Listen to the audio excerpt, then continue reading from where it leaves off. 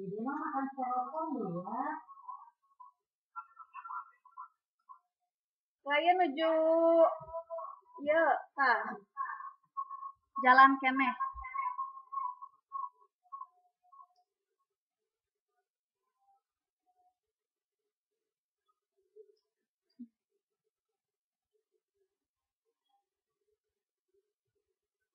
Itu ada banyak. Ya nanti habis ini. Giliran. Ya pada deh pami ayeuna aya waktos keneh pada deh moal waka aut tiasa disambung deui bilih kanu sanes.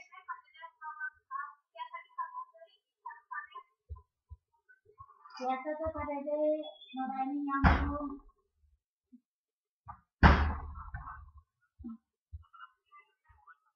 Tos. Tos katingali. Oke. Siap. Atos, direkam atos. Atos.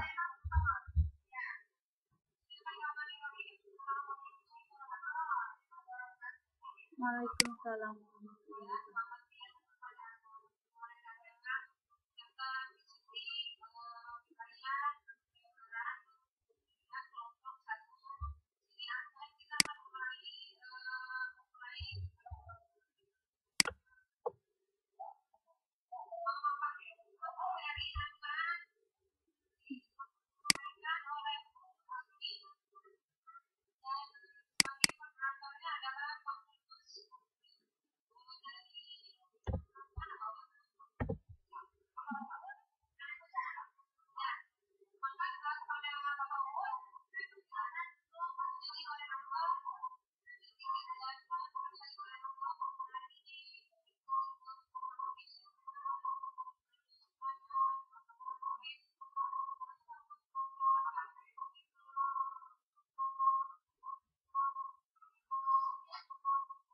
Waalaikumsalam.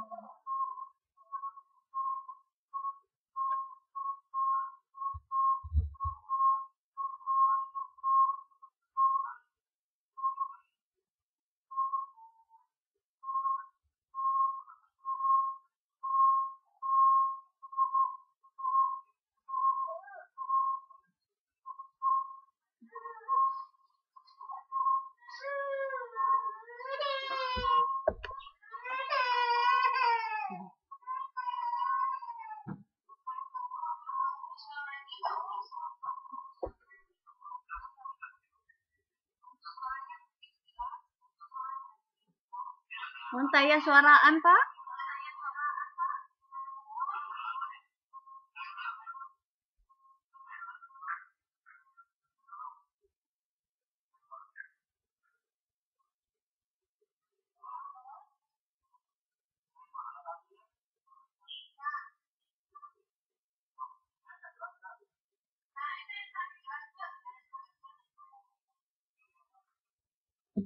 Lep-lep.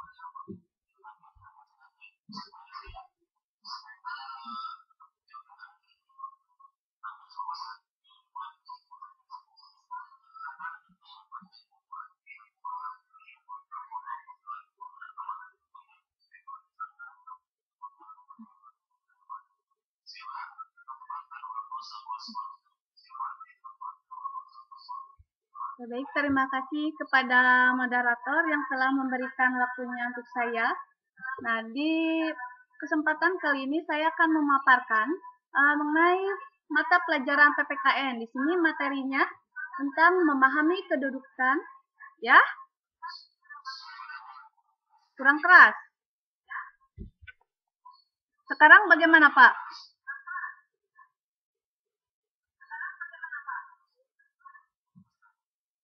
Jelas? Jelas dari bibir. Bagaimana suara saya sekarang?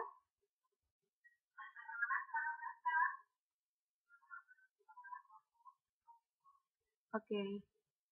Ya, bismillahirrahmanirrahim. Assalamualaikum warahmatullahi wabarakatuh. Terima kasih kepada moderator dan host yang telah memberikan waktu kepada saya, sehingga pada kesempatan ini saya dapat memaparkan mengenai memahami kedudukan dan fungsi Pancasila. Nah, di sini yang pertama, adapun secara garis besar tentang arti kedudukan dan fungsi Pancasila, makna Pancasila sebagai dasar negara dan pandangan hidup, dan menyadari pentingnya kedudukan dan fungsi Pancasila dalam kehidupan bernegara.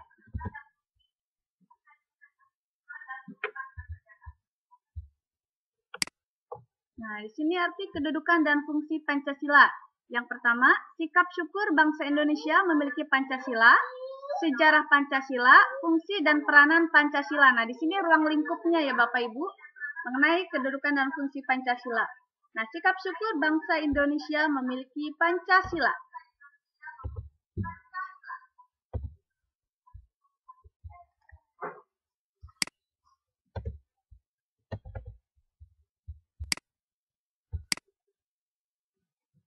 Nah, sikap syukur bangsa Indonesia memiliki Pancasila. Bangsa Indonesia patut bersyukur memiliki Pancasila sebagai dasar dan pandangan hidup. Rasa syukur itu pun ditunjukkan oleh Presiden Insinyur Joko Widodo dalam peringatan Hari Lahir Pancasila pada 1 Juni 2016.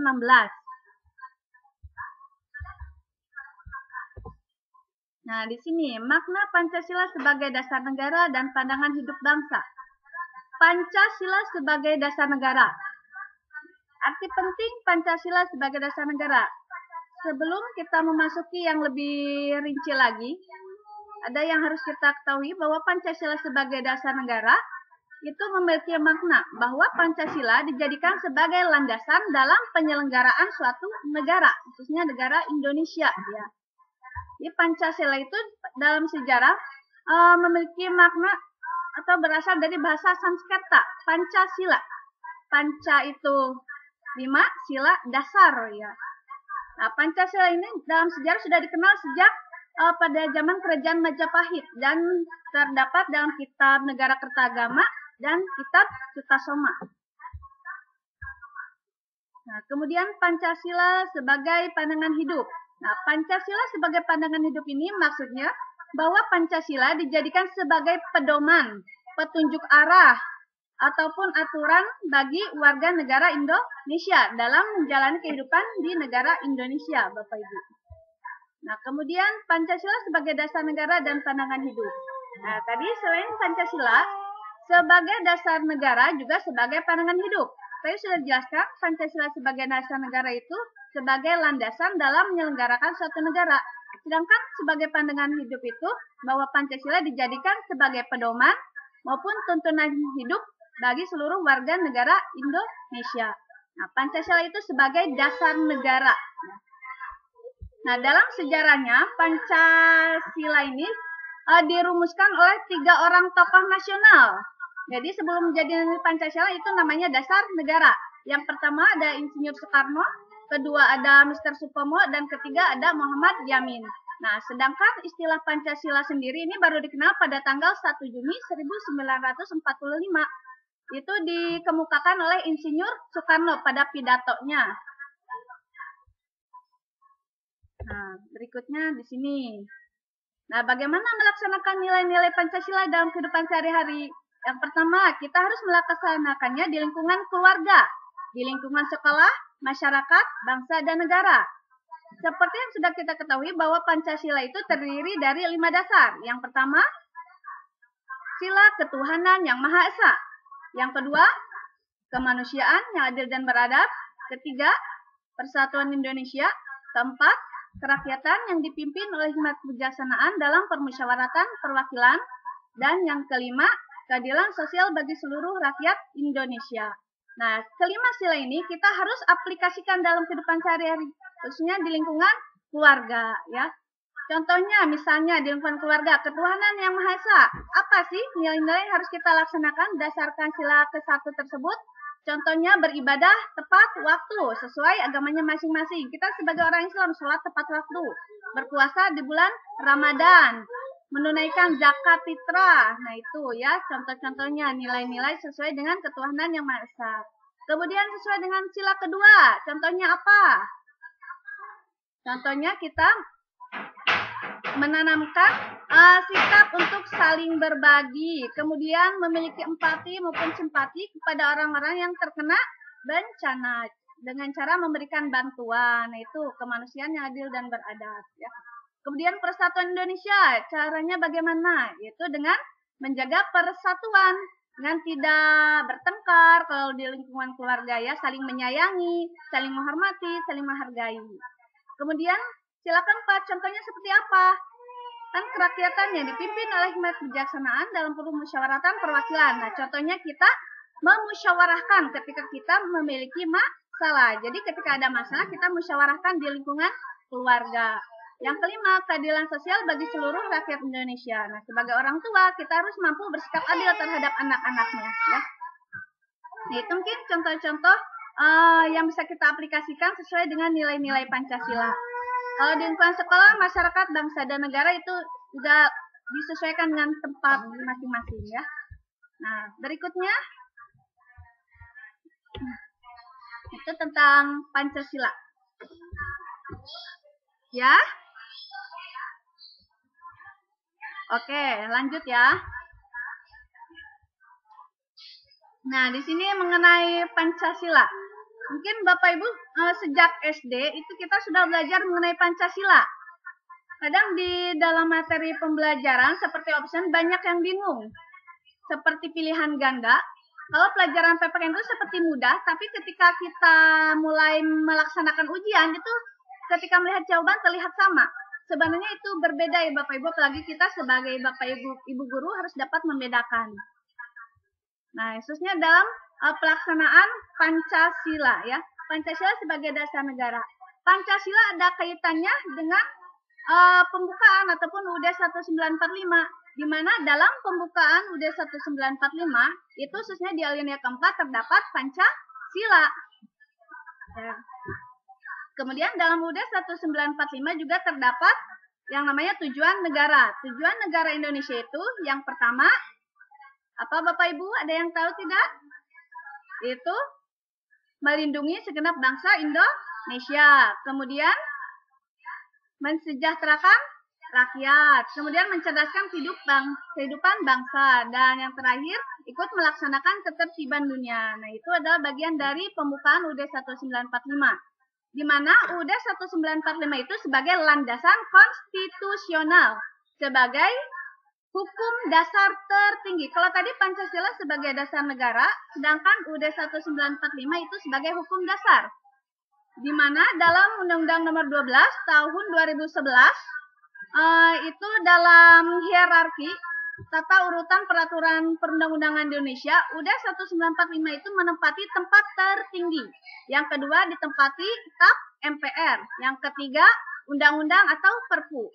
Kemudian yang keempat diisi oleh peraturan pemerintah atau PP. Kemudian yang kelima peraturan presiden, keenam peraturan daerah provinsi, dan yang ketujuh peraturan daerah kabupaten. Nah, itu ada 7 tingkatan dalam Undang-Undang Nomor 12 Tahun 2011 ya Bapak Ibu. Itu berdasarkan Undang-Undang Republik Indonesia. Itu yang berlaku sampai saat ini. Nah, Pancasila sebagai dasar negara ya. Ini tidak lepas dari yang namanya sejarah bangsa Indonesia dalam mendeklarasikan kemerdekaan. Di mana ini adalah asal mulanya ya. Karena kita tidak bisa merdeka tanpa memiliki yang namanya dasar negara. Jadi syarat utama kita bisa menjadi sebuah negara harus memiliki dasar negara. Nah, dasar negara itu merupakan fondasi bagi berdirinya suatu negara. Nah, mungkin sekian pemaparan dari saya, Bapak Ibu, untuk Moderator silakan beri kesempatan kepada partisipan, jika ada yang mau bertanya dipersilakan.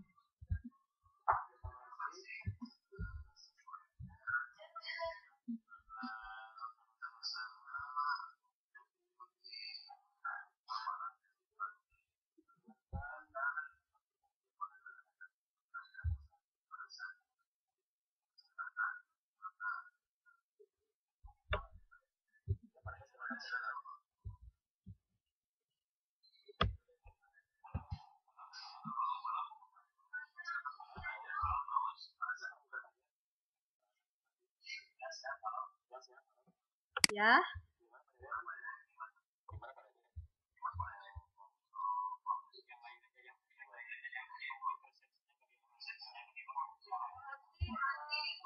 Ya. Oh, oke. Saya mati.